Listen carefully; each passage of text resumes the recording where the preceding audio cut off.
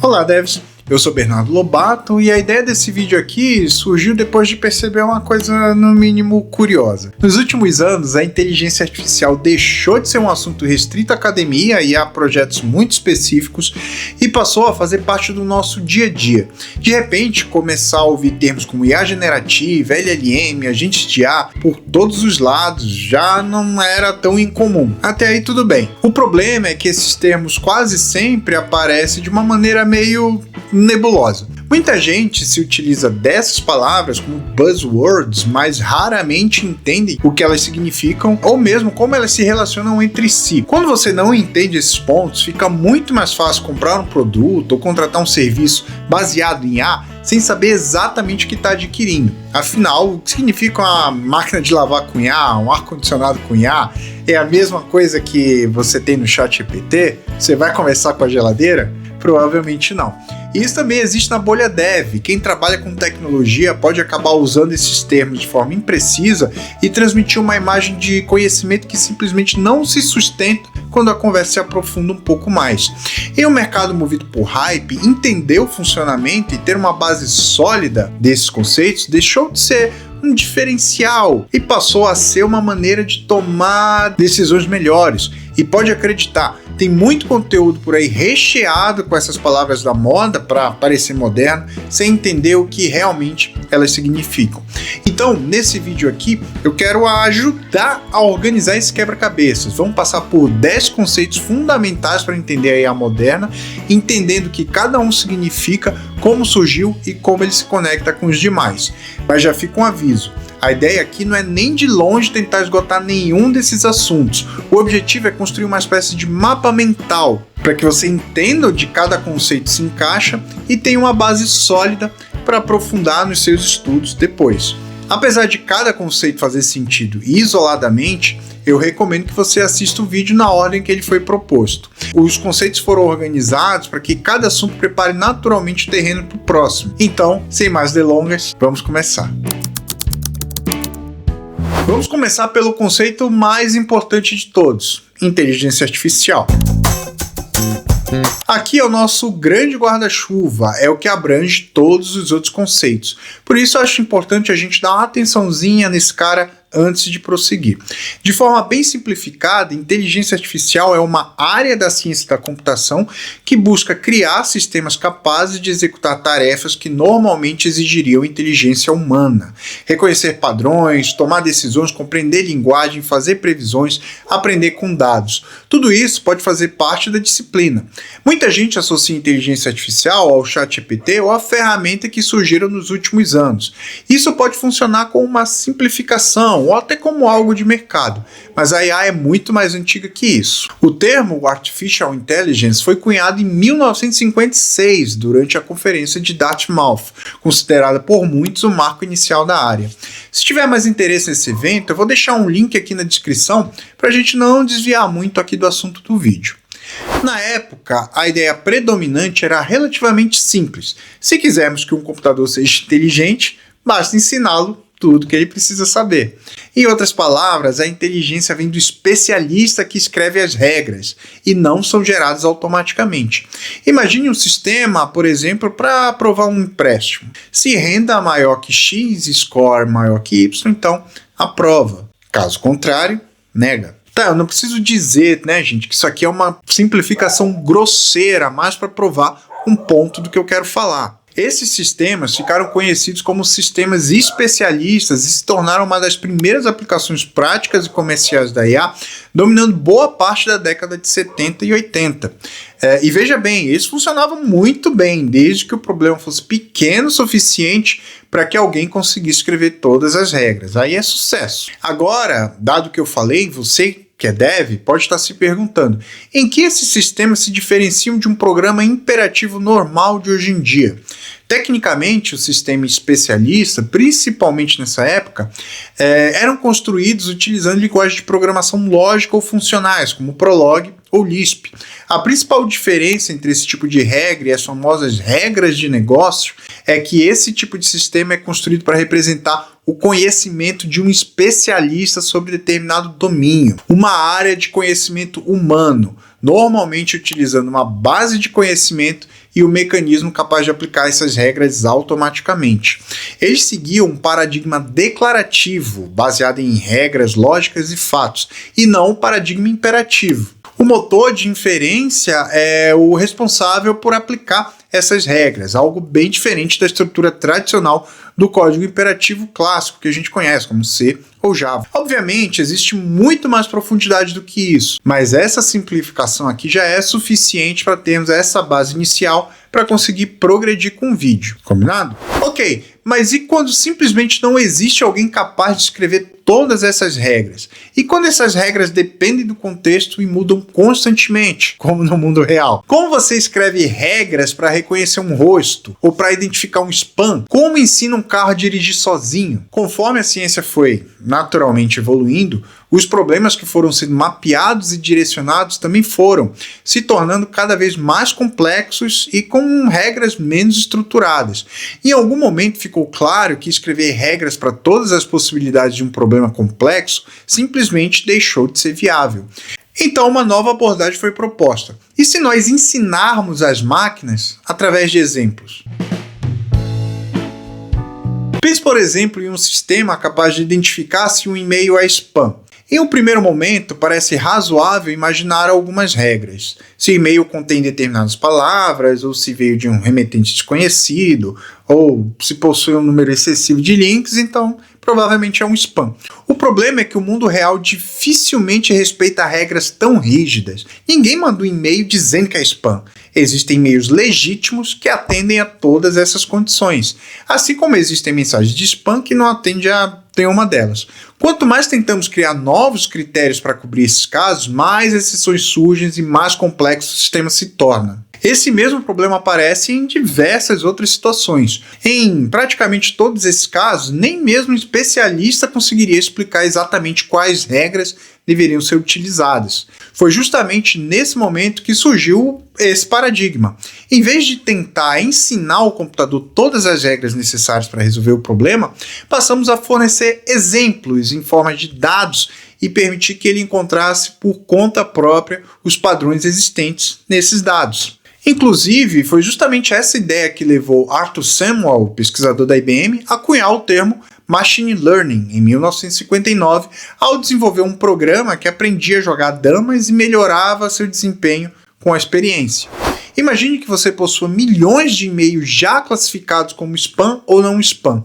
Em vez de programar todas as características que diferenciam um caso do outro, você apresenta esses exemplos a um algoritmo que ajusta internamente diversos parâmetros matemáticos até conseguir distinguir entre essas duas categorias. Tudo isso com uma boa taxa de acerto, lógico, que a gente vai entender melhor como isso funciona no decorrer do vídeo. É exatamente essa ideia que dá origem ao termo de aprendizado de máquina.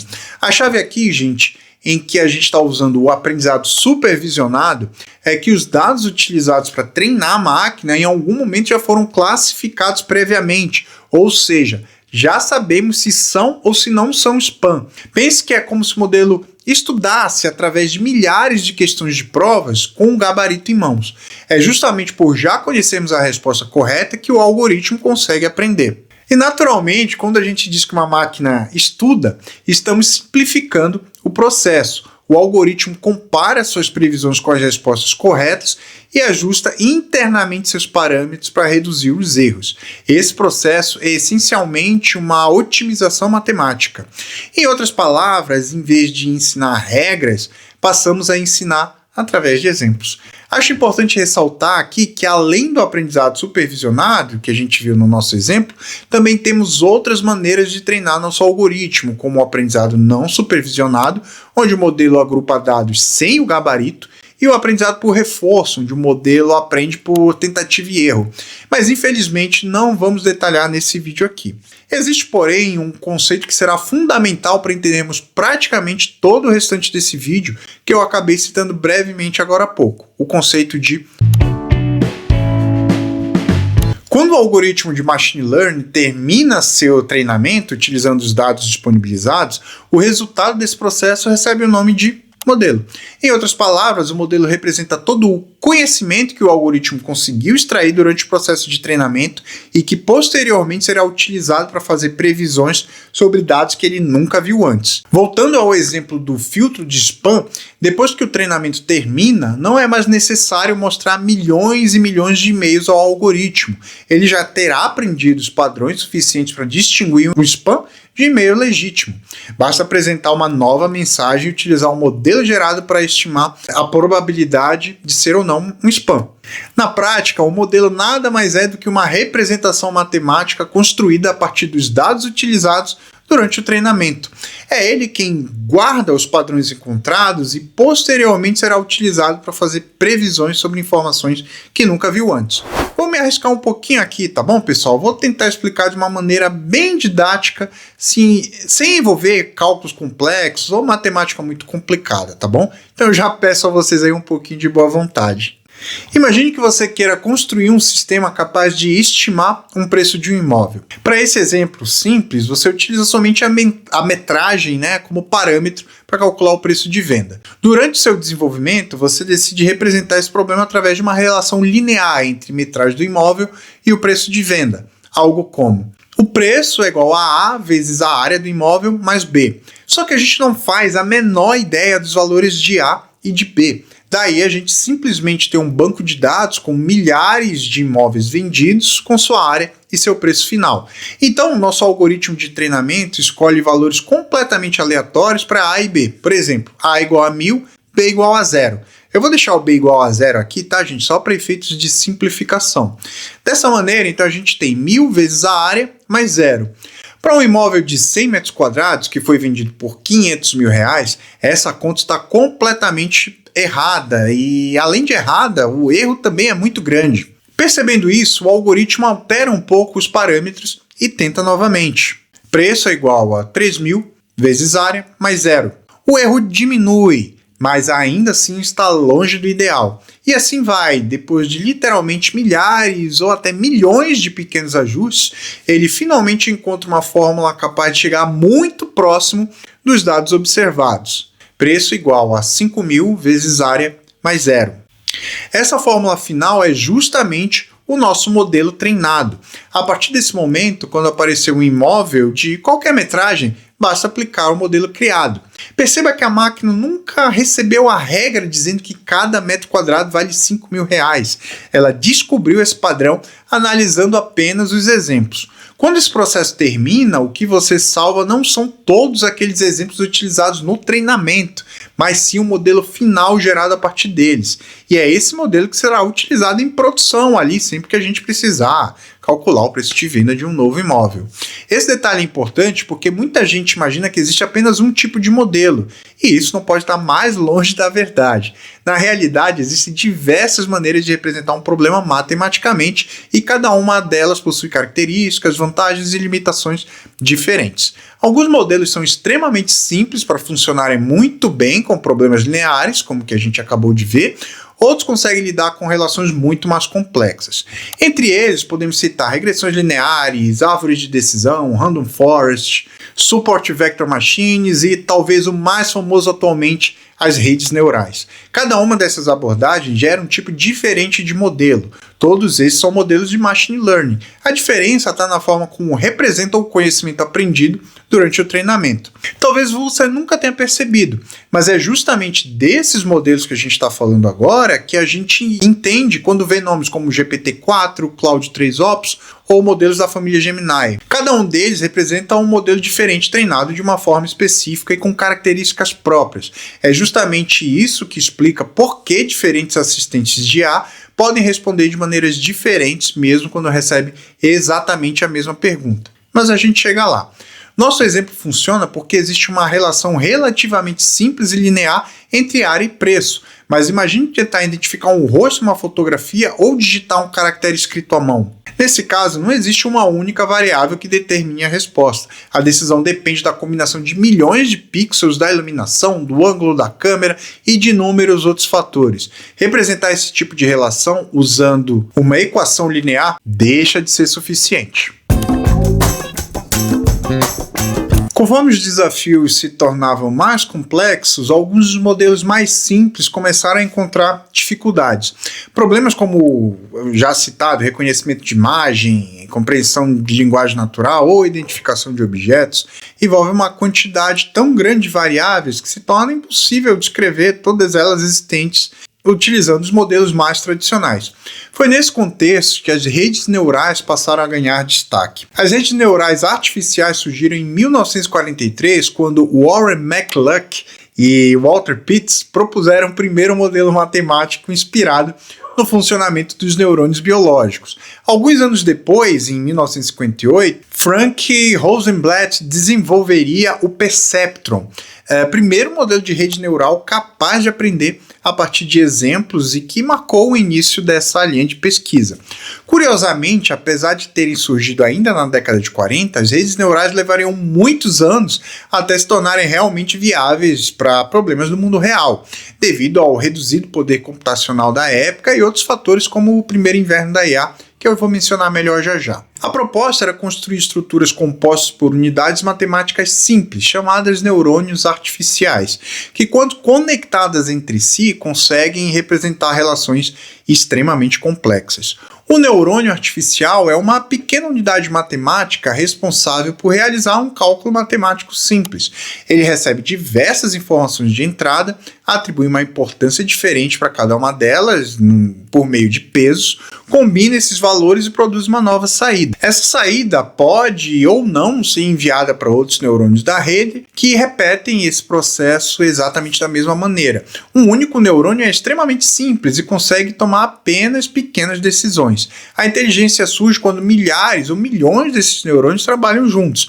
A saída produzida por alguns passa a servir como entrada para outros, formando uma cadeia de pequenas decisões que, ao final, é capaz de resolver problemas extremamente complexos. Vamos tentar fazer um exemplinho aqui bem didático, tá bom, gente? Vamos imaginar que a gente quer treinar uma rede neural para reconhecer números escritos à mão. Para isso, reunimos milhares de imagens contendo apenas um único dígito escrito à mão, e algumas representam o número 0, 1, 2, aí por diante até o número 9. Para cada imagem, informamos a rede qual é a resposta correta. No início do treinamento, a rede neural ainda não sabe diferenciar nenhum desses números. Ela recebe uma imagem, faz um palpite praticamente aleatório, mais ou menos assim. Digamos que vamos trabalhar com imagem 28 por 28 pixels. Isso dá um total de 784 pixels por imagem. Cada um desses pixels representa as variáveis de entrada, portanto teremos 784 neurônios de entrada. A partir daí temos a camada de saída.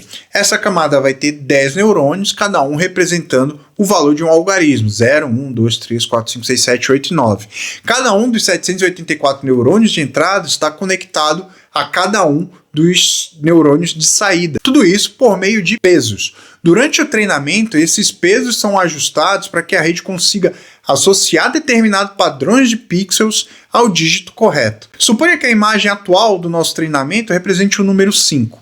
Até então, nossa rede não está treinada. Portanto, através dos valores dos pesos que são calculados aleatoriamente, no início, a rede analisa aquele desenho e responde. Com isso aí que você está vendo em tela. Como sabemos, através do nosso gabarito, essa resposta correta deveria ser 100% para o número 5, neurônio de saída que representa o algarismo 5.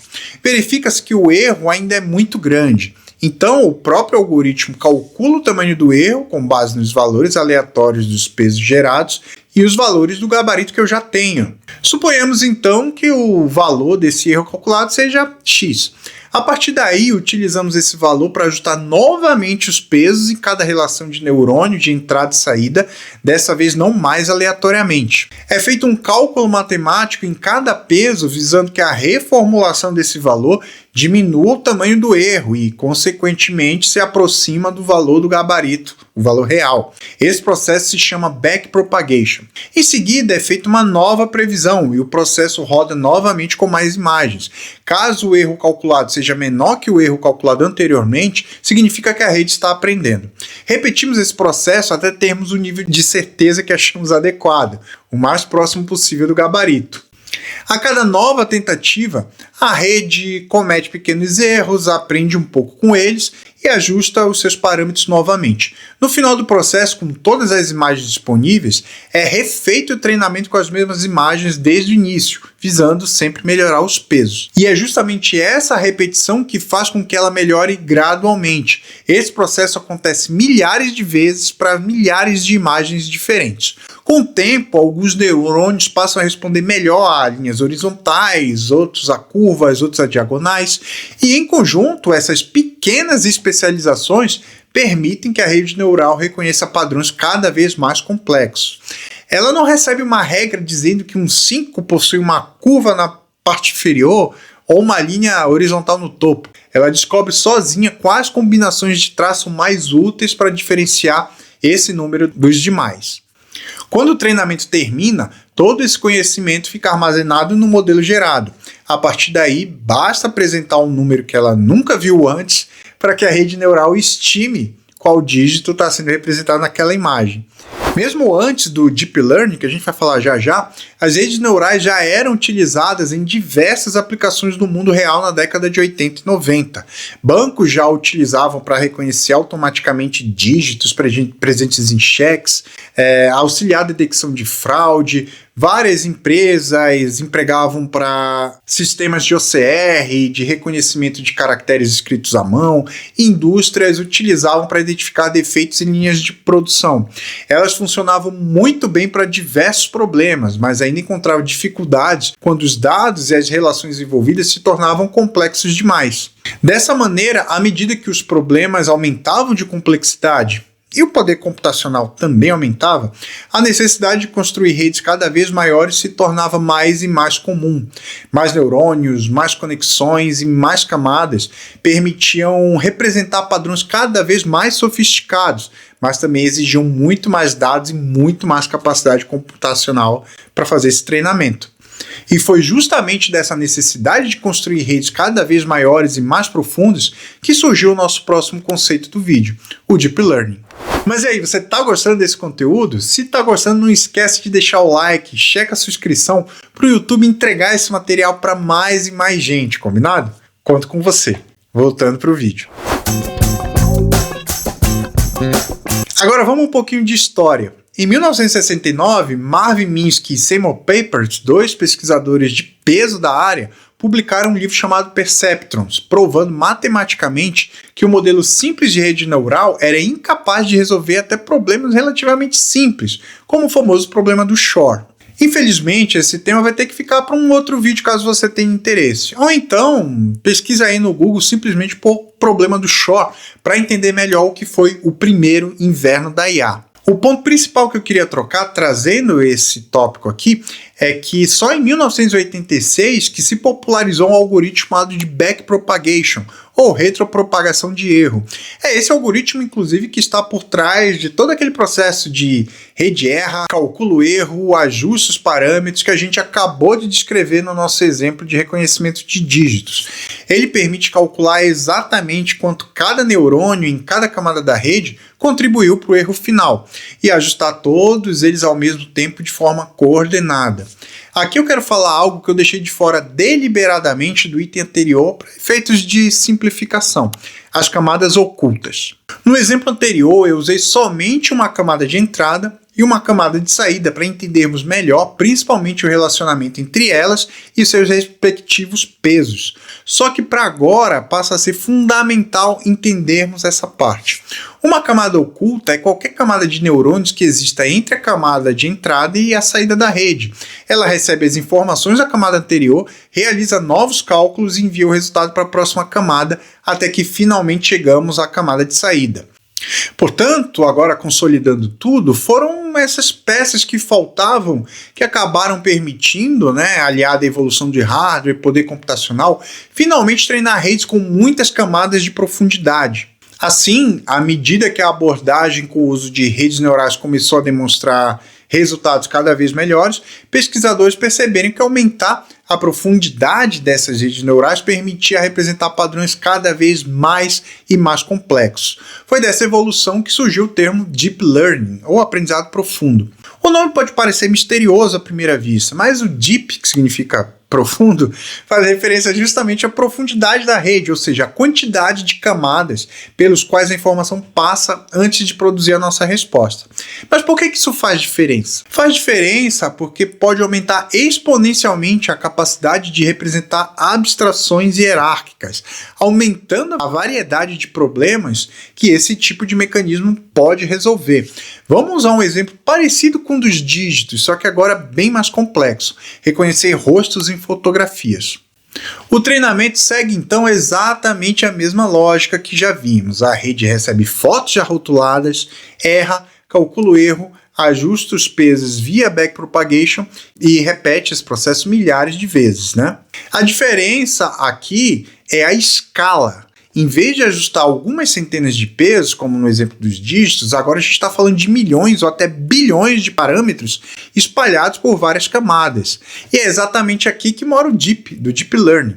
Em vez de ir direto dos pixels para a resposta final, a rede empilha várias camadas e cada uma aprende um nível diferente de abstração. As primeiras camadas costumam aprender a reconhecer só bordas e contrastes simples. A saída dessas camadas vira uma entrada das próximas, que já conseguem reconhecer olhos, nariz, boca. As últimas camadas combinam tudo isso e concluem: esse conjunto de características pertence ao rosto de uma pessoa. Só uma curiosidade aqui, tá, gente? Ninguém diz o que as camadas vão aprender. Elas se direcionam sozinhas através dos pesos que são calculados durante o treinamento. Cada camada é uma caixa preta e não sabemos exatamente o que acontece ali dentro e como cada camada se comporta.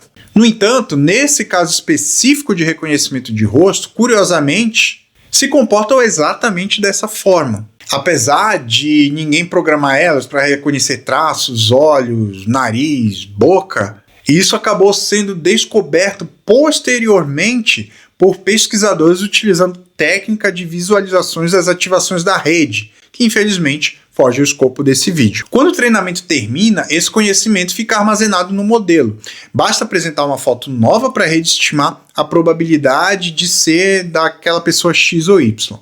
Essa capacidade de extrair representações diretamente dos dados tornou as redes neurais profundas extremamente versáteis e abriu caminho para uma enorme variedade de aplicações. Elas passaram a reconhecer rostos, compreender voz humana, traduzir idiomas, detectar fraudes financeiras, auxiliar no diagnóstico médico, dirigir veículos autônomos, recomendar conteúdos e por aí vai. Naturalmente, essa capacidade veio acompanhada de novos desafios. Redes maiores possuem muito mais parâmetros, exigem volumes significativamente maiores de dados e demandam poder computacional que simplesmente não existia nas primeiras décadas de popularização desses mecanismos. E foi justamente a combinação entre grandes bases de dados, avanços em hardware, especialmente com o uso de GPUs e novas técnicas de treinamento, que permitiram ao Deep Learning alcançar os objetivos que conhecemos hoje.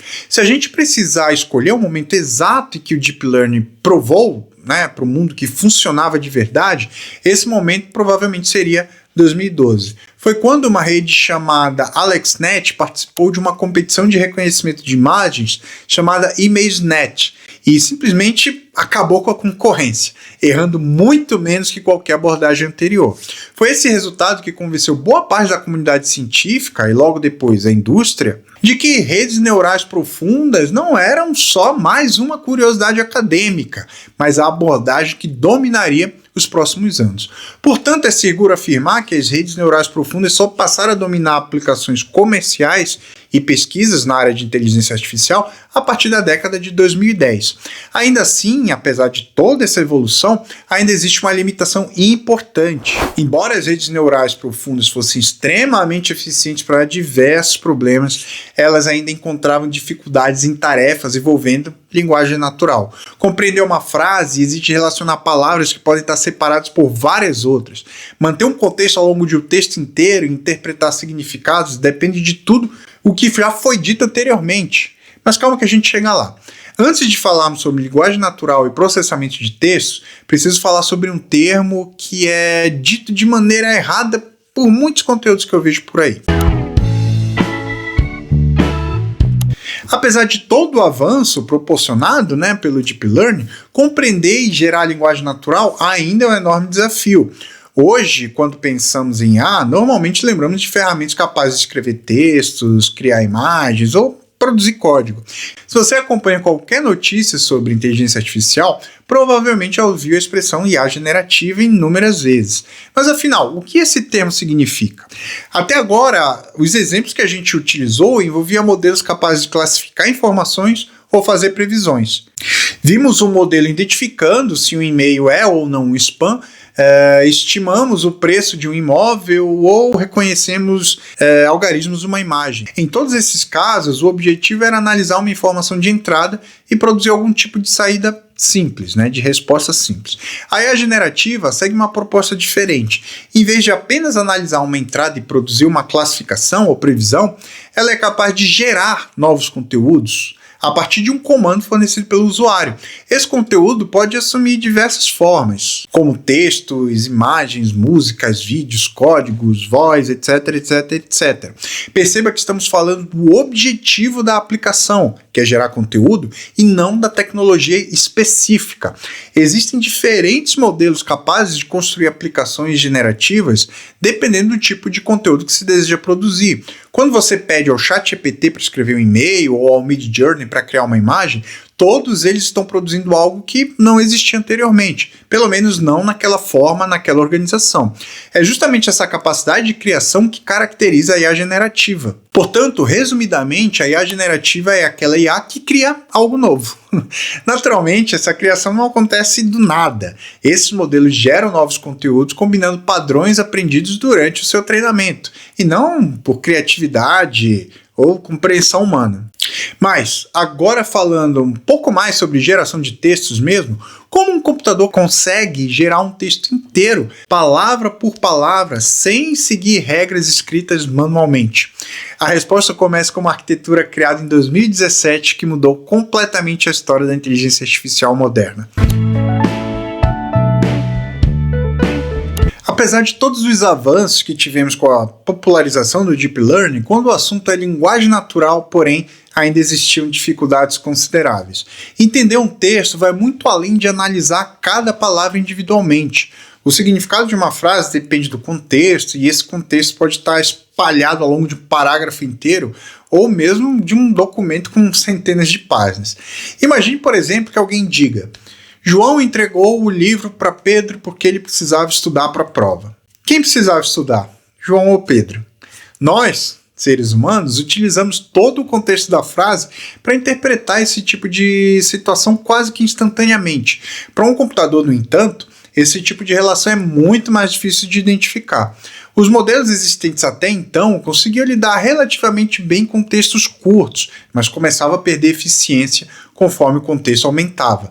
Manter relações entre palavras muito distantes era uma tarefa bastante complicada.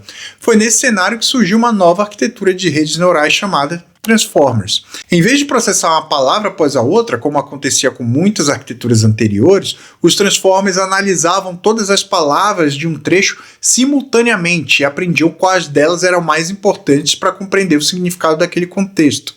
Isso representa uma mudança profunda na forma como os modelos de linguagem são construídos. Dependendo da tarefa, uma determinada palavra pode ser fortemente influenciada por outra que apareceu muitas posições antes no texto, e os Transformers conseguem identificar esse tipo de relação com muito mais eficiência.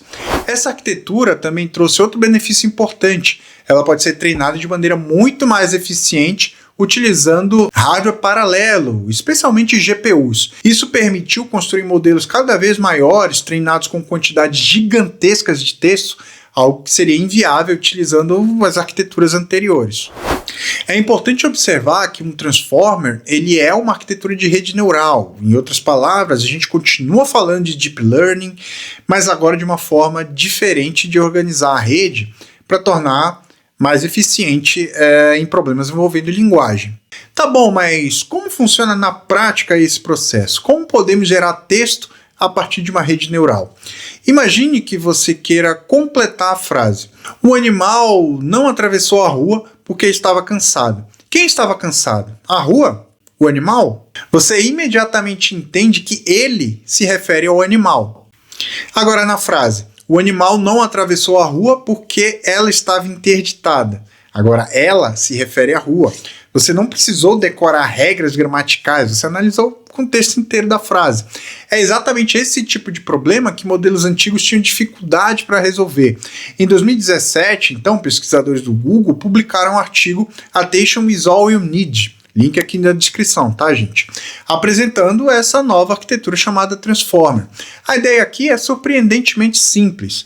Em vez de analisar uma palavra por vez, o modelo passa a analisar todas as palavras da frase ao mesmo tempo, permitindo que cada palavra observe as demais para entender seu significado naquele contexto. Aqui eu estou usando o termo palavra, mas não é bem isso. O termo correto é token, que a gente já vai falar sobre ele. Pega a palavra banco, por exemplo. Ela pode significar tanto instituição financeira como um banco da praça. Como descobrir qual é o termo correto? O Transformer olha para todo o restante da frase. Eu fui ao banco sacar dinheiro. Aí é fácil a gente saber que é instituição financeira. Ou então, sentei no banco da praça. Agora fica fácil a gente saber que é o banco da praça. O contexto muda completamente o significado. Para entender o contexto da frase, o Transformer utiliza um mecanismo conhecido como atenção. Ele procura responder a pergunta: quais partes dessa frase são realmente importantes para compreender essa palavra? Depois desse processamento, o Transformer utiliza essas informações para prever qual é o próximo token mais provável. Imagine que eu escreva: o céu é. Você provavelmente completaria essa frase com azul, ou bonito, ou nublado. O seu cérebro faz uma previsão baseada no contexto. É muito difícil você responder, por exemplo, com o céu é tomate. De forma simplificada, um Transformer realiza uma tarefa parecida. Ele calcula qual é o próximo token mais provável, considerando todo o contexto disponível baseado em estatística e em peso matemático. Supondo que você escolha o céu é azul, agora ele pega toda essa frase e imputa novamente como entrada para fazer uma nova previsão. Qual seria então o próximo token? Poderia ser algo como durante. Agora a entrada passa a ser: o céu é azul durante. E tudo isso acontece novamente. A rede nunca planeja o texto inteiro antes de começar a escrever. Ela constrói a proposta num token de cada vez. Cada novo token passa a fazer parte do contexto utilizado para prever o próximo. É basicamente um autocomplete com lasers. Tá, mas como o Transformer sabe que uma palavra tem probabilidade maior de vir depois da outra? Ele simplesmente compara com os bilhões e bilhões e bilhões de padrões que ele aprendeu durante seu treinamento. Ele viu isso muitos e muitos milhões de vezes. E para a gente entender isso melhor, antes de falarmos de LLM, vamos falar sobre eles. Até aqui, vimos como as redes neurais conseguem aprender padrões. Mas existe um novo desafio quando trabalhamos com linguagem. Computadores não entendem palavras, eles entendem números. Então, antes mesmo de uma frase chegar no modelo, ela precisa ser transformada em uma sequência de pequenas unidades chamadas tokens. Os tokens funcionam como uma ponte entre o texto escrito por nós humanos e os números que a rede neural consegue entender e processar. A forma mais simples de imaginar um token é como um pedaço de texto. Em alguns casos, um token corresponde a uma palavra inteira, e outros pode ser apenas parte de uma palavra, um número, ou até mesmo um sinal de pontuação. Por exemplo, na frase "o cachorro correu", ela poderia ser quebrada em tokens da seguinte forma, como você está vendo aí na tela: o cachorro corre, ponto. Perceba que a palavra correu foi dividida em duas partes. Isso acontece porque o modelo não trabalha necessariamente com palavras completas. Como outro exemplo, podemos ter a palavra inteligência. Essa palavra pode ser dividida em algo parecido com intel e ência. Essas divisões não seguem exatamente as regras da língua portuguesa. Elas são escolhidas durante a construção do tokenizador para representar o idioma da forma mais eficiente possível. É importante ressaltar aqui que cada família de modelos pode dividir o mesmo texto em tokens de maneira ligeiramente diferente. Uma coisa curiosa aqui, que acho que vale a pena mencionar, é que se os modelos trabalhassem apenas com palavras completas, qualquer palavra nova exigiria a criação de um novo símbolo no vocabulário. Ao dividir o texto em pedaços menores, eles conseguem representar milhões de palavras diferentes, reutilizando combinações dos mesmos tokens. Após essa quebra, cada token recebe um identificador numérico único. Por exemplo, como você está vendo aí na tela. É essa sequência de números que realmente entra na rede neural. Ou seja, quando você escreve uma pergunta para um modelo de IA, ele nunca enxerga as palavras que você digitou. O que ele recebe é uma sequência de identificadores numéricos representando aqueles tokens. É importante perceber que esses números não possuem significado por si só. O número 152 não quer dizer "o" por alguma propriedade especial. Ele é apenas um identificador escolhido pelo tokenizador através de suas próprias regras. A partir desse momento, o modelo deixa completamente de trabalhar com texto. Tudo que acontece dali para frente envolve apenas operações matemáticas sobre esses números. E isso explica uma curiosidade interessante. Quando vimos que um modelo possui uma janela de contexto de 128 mil tokens, isso não significa que ele costuma ler 128 mil palavras. Como uma palavra pode ser formada por um ou vários tokens, né, a quantidade real de texto varia bastante baseado no idioma e no conteúdo. Inclusive, um mesmo texto pode gerar quantidades diferentes de tokens quando escritos em idiomas diferentes. Em português, uma palavra corresponde em média, tá, gente, de 1.3 a 1.7 tokens mais ou menos, sem querer cravar nada. Entender o que são tokens também ajuda a compreender como a maioria dos serviços de IA é cobrada hoje em dia, né? Em vez de cobrar pela quantidade de palavras, ou de mensagens, ou de janelas de chat, muitos modelos contabilizam quantos tokens entram na solicitação e quantos são gerados na resposta. Quanto maior o número de tokens processados, maior tende a ser o custo da operação, razão pela qual praticamente toda a documentação e todos os LLMs comerciais utilizam token como essa unidade de medida. Agora já temos praticamente todas as peças de quebra-cabeça. Sabemos como o texto é transformado em número, como os transformers entendem o contexto e como a rede neural aprende padrões. Finalmente podemos responder a pergunta que provavelmente motivou todo esse vídeo. O que exatamente é um...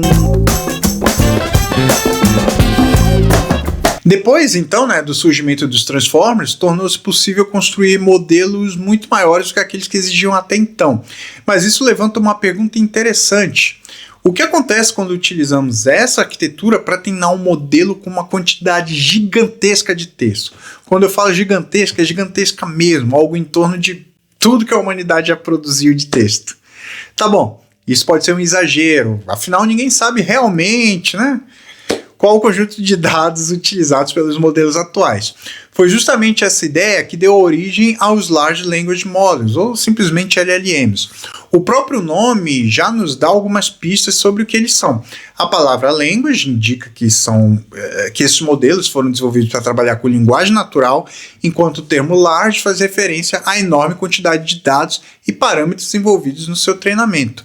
Hoje, alguns desses modelos possuem centenas de bilhões de parâmetros. Um LLM é treinado com um volume gigantesco de texto proveniente de livros, artigos, sites, documentações e diversas outras fontes. Durante esse processo, ele aprende relações entre palavras, estruturas de linguagens, conceitos, estilos de escrita e diversos padrões estatísticos que sempre estão presentes nesses dados. Então, são esses padrões aprendidos durante o treinamento que ajudam a LLM a prever repetidamente qual é o próximo token mais provável dentro daquele contexto. Esse processo ocorre dezenas ou centenas de vezes por segundo, até a gente ter aquela resposta completa ali na tela. Basicamente, tudo que a gente já viu quando falamos de Transformers. Agora, gente, eu queria tocar num ponto bem importante que eu ainda não comentei. Diferente de um software tradicional, que normalmente produz exatamente a mesma saída para uma mesma entrada, um LLM é um modelo probabilístico. E o que isso quer dizer? A cada passo da geração, ele calcula quais os próximos tokens mais prováveis com base no contexto da conversa. Isso a gente já viu. Dependendo da configuração utilizada, duas perguntas idênticas podem gerar respostas diferentes, embora ambas façam sentido. Isso também explica porque um LLM não possui garantia de estar sempre correto. Ele não consulta uma base de fatos para responder. Ele prevê no que ele aprendeu durante o treinamento qual a sequência de tokens tem maior probabilidade de continuar naquele texto. Na maioria das vezes, essa previsão produz respostas úteis e coerentes, mas em algumas situações, ela também pode levar a erros ou a informações incorretas, como a gente bem sabe, né? Perceba que até aqui não surgiu nenhuma tecnologia completamente nova. Um LLM não substitui Machine Learning, não substitui redes neurais ou Deep Learning. Ele é justamente o resultado da combinação desses conceitos em um único modelo treinado numa escala gigantesca. Mais especificamente, trata-se de um modelo baseado em Deep Learning que utiliza a arquitetura Transformer. Todos os conceitos que vimos até agora continuam presentes. Apenas chegamos a uma aplicação extremamente sofisticada dessas tecnologias. Até esse ponto, nosso modelo continua sendo essencialmente reativo. Ele recebe uma solicitação, produz uma resposta e encerra sua participação no processo. Perceba que até aqui o modelo apenas gerou informação, mas muitos problemas do mundo real exigem alguma coisa mais ativa, além de responder perguntas. Exige tomar decisões, consultar informações atualizadas e executar ações. Imagine, por exemplo, que você peça ao modelo para organizar a sua próxima viagem. Ele pode sugerir destinos, recomendar hotéis e montar um roteiro bastante detalhado. No entanto, depois de gerar essa resposta, cabe a você acessar os sites da companhia aérea, comparar preços, reservar hotel, consultar a previsão de tempo e realizar todas as demais etapas aí do processo. Agora imagine um sistema capaz de executar essas tarefas por conta própria. Em vez de apenas sugerir um hotel, ele pesquisa diferentes opções, compara preços, consulta avaliações, verifica sua agenda para encontrar as melhores datas, solicita sua aprovação quando necessário e realiza a reserva utilizando todos os serviços disponíveis. É justamente essa ideia que dá origem aos agentes de IA. Um agente é um sistema que utiliza modelos de inteligência artificial como parte de seu processo de tomada de decisão, mas que também pode interagir com ferramentas, consultar informações externas, executar ações e adaptar seu comportamento de acordo com os resultados obtidos ao longo da tarefa.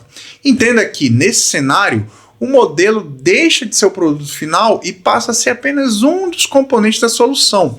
Ao seu redor existe toda uma infraestrutura responsável por manter contexto, acessar banco de dados, chamar APIs externas, utilizar outras ferramentas e coordenar as próximas etapas do processo. Isso significa que um agente não é necessariamente um novo modelo. Na maioria das vezes, ele é uma aplicação construída sobre modelos que já conhecemos, combinando esses modelos com software tradicional para resolver problemas mais complexos e automatizar tarefas que antes dependiam inteiramente da intervenção humana. É justamente por isso que os agentes têm despertado tanto interesse recentemente. Em vez de utilizarmos modelos apenas como assistentes capazes de responder perguntas, passamos a utilizá-los como parte ativa de sistemas que observam, decidem e executam ações de maneira coordenada e reavaliam os resultados para decidir o próximo passo. Agora, os 2 centavos aqui da minha própria percepção. Apesar do enorme interesse em torno de agentes de IA, ainda mantém uma postura bem cautelosa. Acredito que eles têm sim um grande potencial e a tecnologia é bastante promissora, mas acredito que muitas expectativas atuais são impulsionadas pelo entusiasmo do mercado, né? O famoso hype. Como acontece com qualquer tecnologia nova, prefiro esperar que ela passe um pouquinho pelo teste do tempo antes de substituir processos críticos ou flexibilizar práticas de segurança que a gente levou anos e anos e anos para construir e chegar no nível que a gente está hoje. Então, vale observar com calma em quais cenários os agentes realmente entregam ganhos consistentes, em quais são apenas ilusão. Mas se você chegou até aqui, provavelmente percebeu que a inteligência artificial não é uma tecnologia única e nem um único produto, né?